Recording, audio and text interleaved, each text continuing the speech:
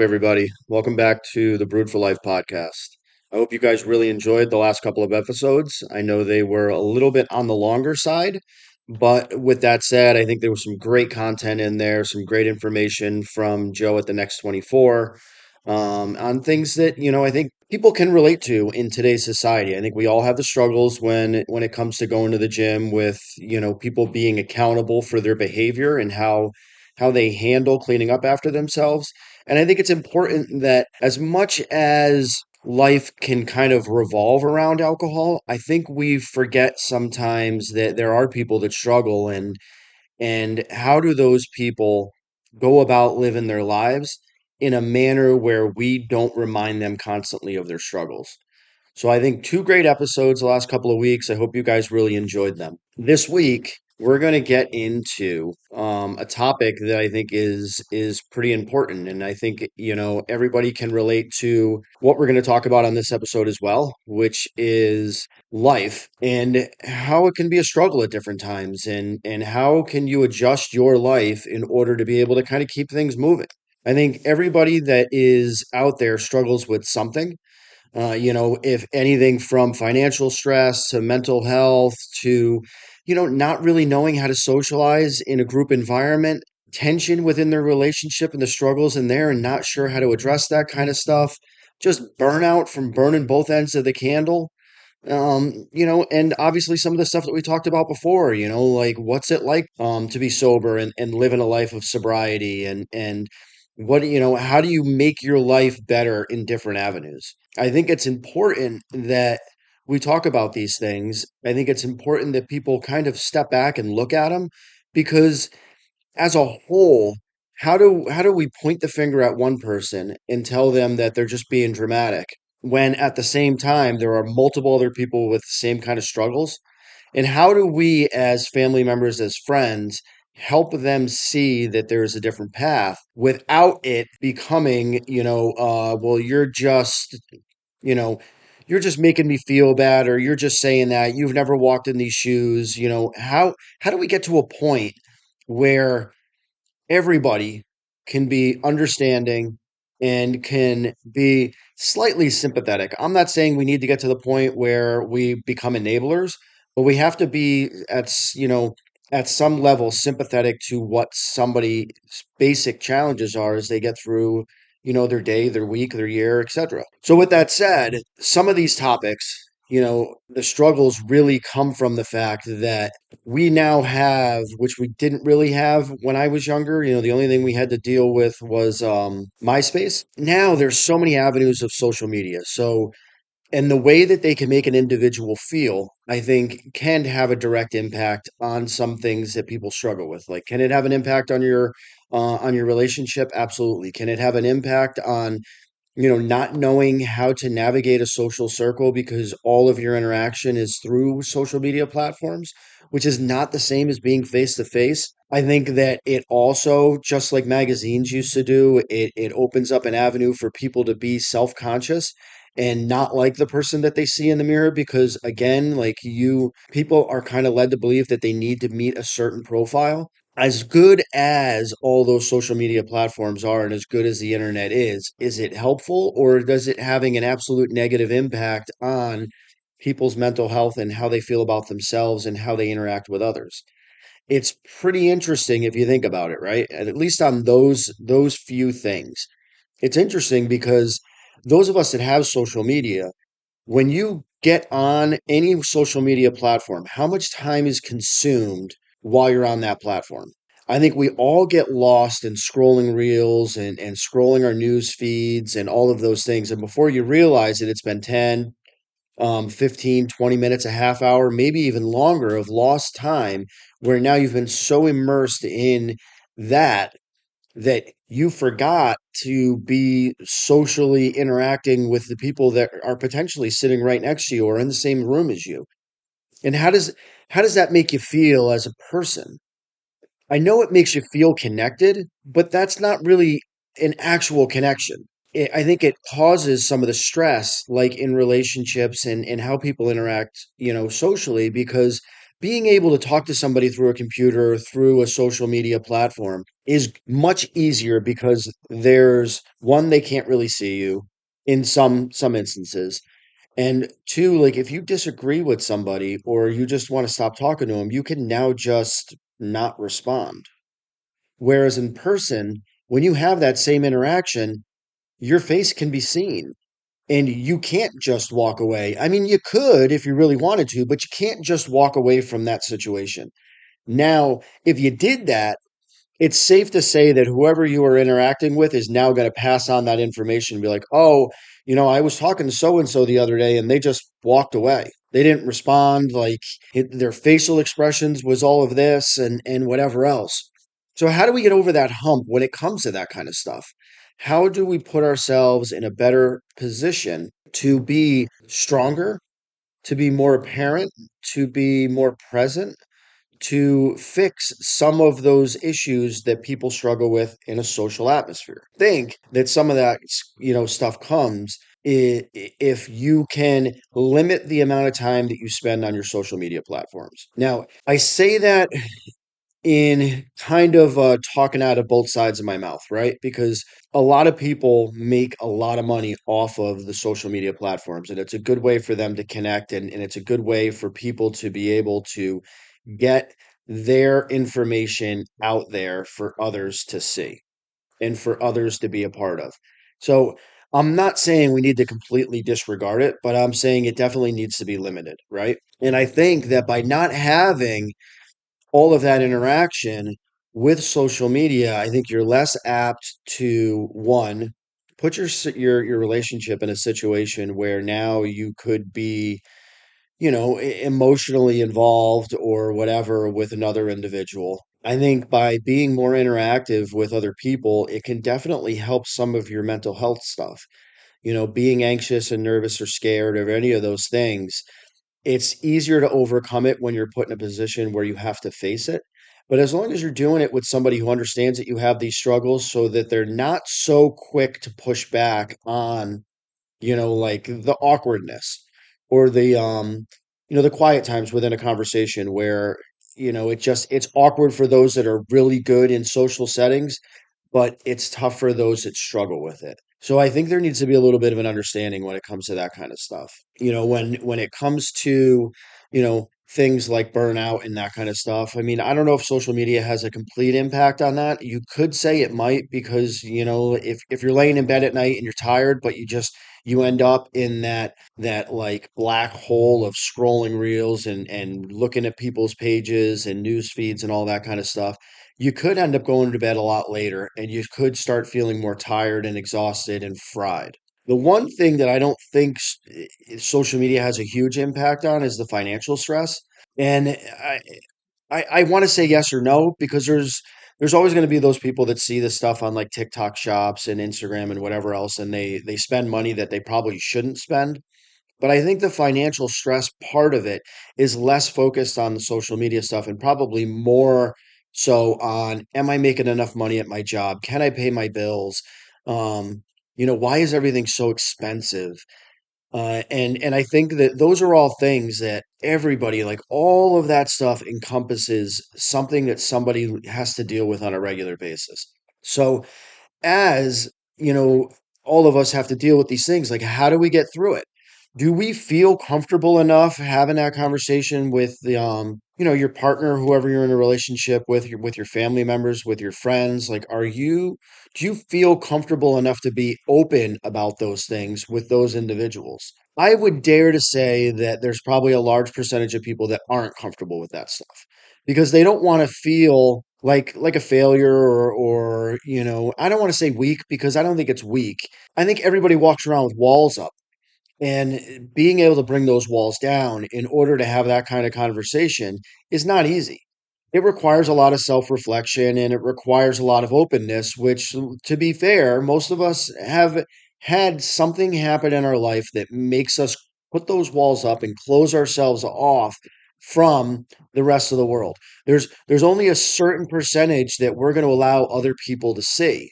So how do we get comfortable enough to bring those walls down? Do we think it's therapy? Do we think it's just being blatantly honest with ourselves that we have these challenges. We struggle with mental health. Maybe our relationship's not solid. We're struggling financially. You know, who can we go to solve those things? And if we don't feel like we're strong enough to talk to our partner or our family or our friends about it, then where do we go? What do we do? We as an individuals, as a society, it's okay to have those conversations with a friend, a family member. It doesn't make you feel weak. What it does is it makes you feel human. And being human is perfectly fine. I know that there's a lot of stuff out there that says, like, you're not, I don't know if it says, but it makes us feel like it's not okay to be open and weak because there's always going to be somebody that takes advantage of that. I used to be one of those people. I used to always have walls up. I tried not to share some of the things that I was struggling with. It actually weakened me as a person and made me more defensive and more reactive and less aware that, hey, maybe these people are actually trying to help me and they're not trying to find my flaw to hold against me.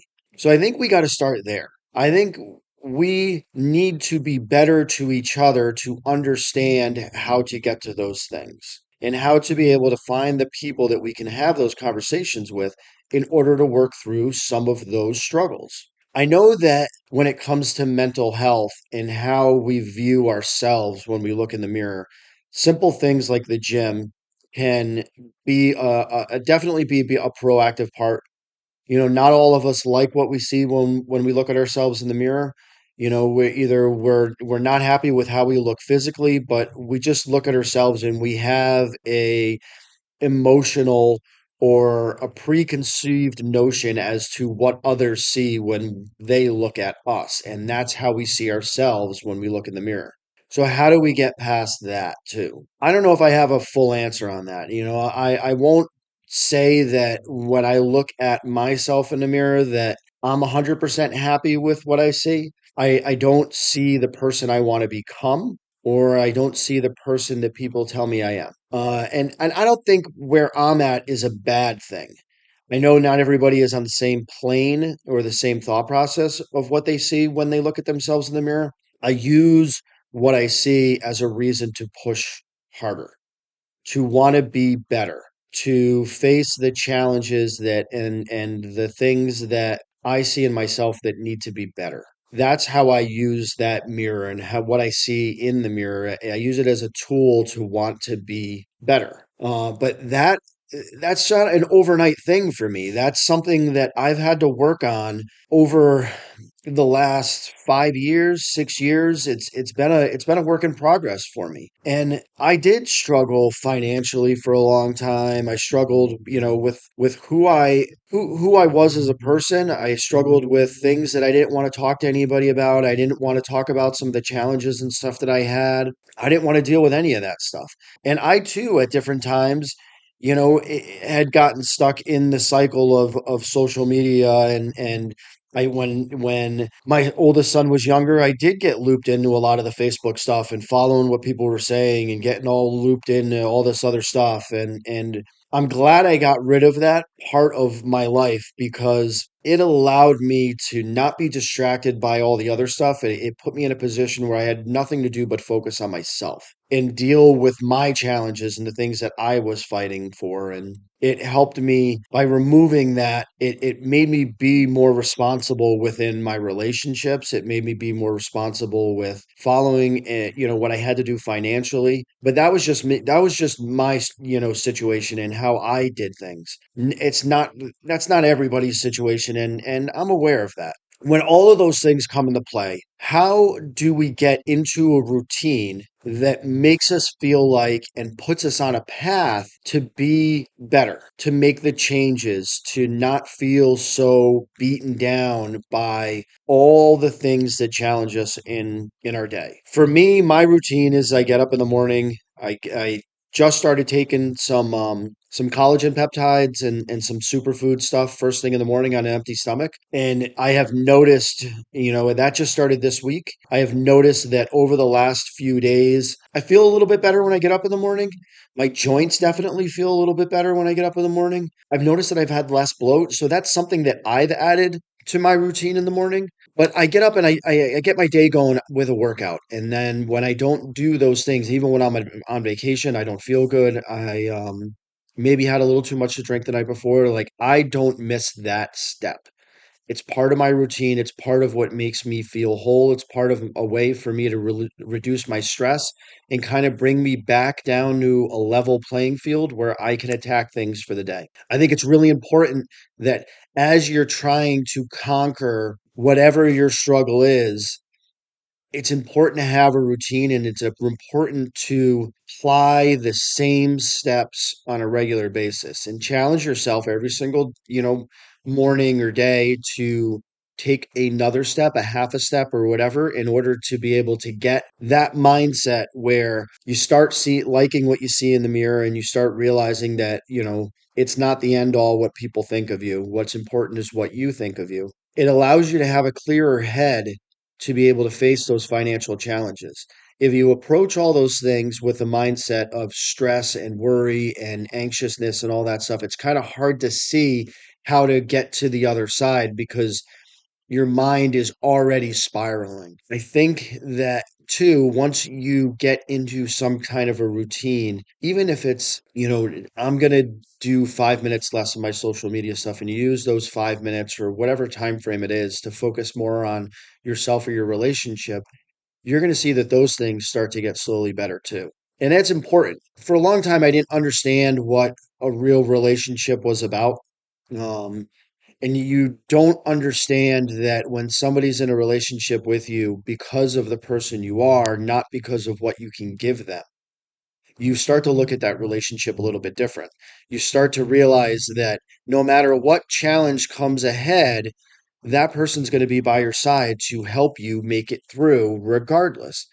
And it's pretty important that we look at that kind of stuff. And it's pretty important to understand that because that relieves a lot of that stress that you can carry. Stress of being able to make enough money and all those kind of things is hard enough, but now when you're battling that and also, you're battling a relationship issue, it really can make you feel like the weight of the world is on your shoulders. So, it's important to have a routine to be able to face that kind of stuff and take on the thing that you can conquer first to be able to alleviate how much weight you feel like you're carrying. I think it's honest. I think it's important to be honest within yourself and your relationship because if you can do those things, right? And I'm not saying just like tear the walls down and regurgitate everything that you've been holding on to, but it's important that you like pick something that is really bothering you about yourself or your relationship and share that with whoever your person is or your friend or your family and just have a genuine honest conversation about that one thing, not bring in a whole buffet of stuff, but bring in just something. It doesn't have to be a major thing, it could be a small thing, and just see how that conversation goes. See what builds from that. I think what you will see is that that conversation is not going to go the way you expected it. It may. I'm not going to say it's going to be perfect all the time. It may be everything that you thought it was going to be, but I think more times than not, you'll find that it could be way more productive. Just ask that person, like, I just need you to listen for a minute. And then after I share what I got to share, I want to be able to talk about it. And I want both of us to be open and honest about it. And that's where real growth and real understanding comes from. If somebody can listen to what you have to say openly and not respond with advice, just respond with some kind of an empathy, those conversations definitely help tear down walls because it's not about fixing the problem, it's about understanding what the problem is. Too many times, I think the people that we talk to want to be a fixer and less of understanding where we're coming from because the fixing comes from the understanding, not from somebody trying to fix it for us, if that makes any kind of sense. It's important to slow all of that process down, everything from what our expectations are for ourselves. How do we, fix the financial stuff? How do we fix all of the mental health things? All of it is a slow process. It's not something that we can just turn a light switch on and off and have it fixed overnight. And if it can be fixed overnight, What it is, it's a cloak. It's a temporary fix. It doesn't actually fix the problem. It just makes it look better, but we didn't actually fix the root cause of how it got there to begin with. So we got to slow down the process of how it needs to be addressed and how we go about fixing any of it. It has to be a step-by-step process, and it needs to be a routine. We need to make sure that we're following it on a regular basis so that it doesn't just become routine, it becomes an everyday practice. You just do it without thinking about it. You approach your how you handle your finances, you approach your relationship, you approach your steps for better mental health on a day-by-day basis.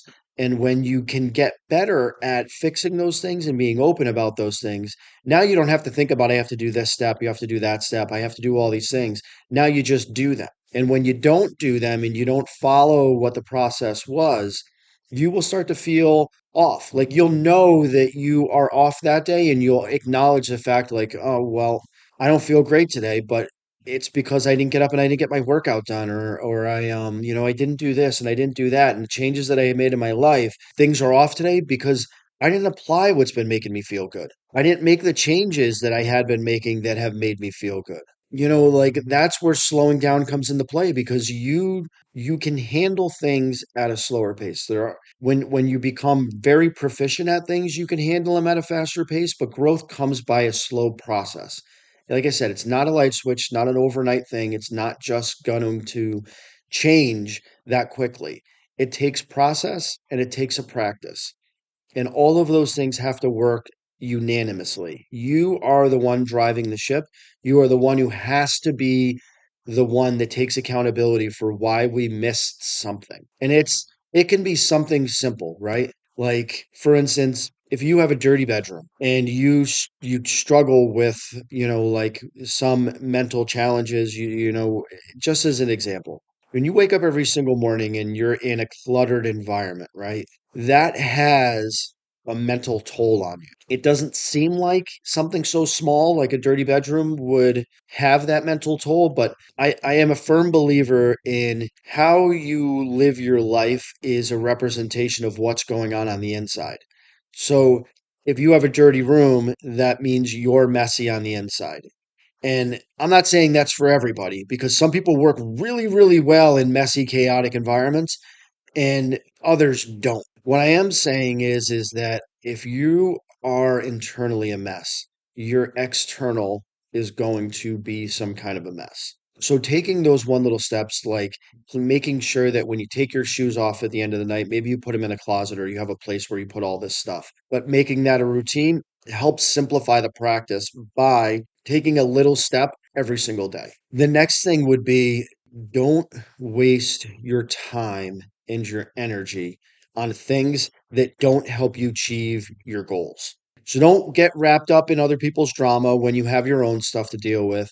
Don't get wrapped up in feeling bad for somebody who is also struggling financially. It's okay to be empathetic towards it, but you can't fix their problem because you are also struggling financially.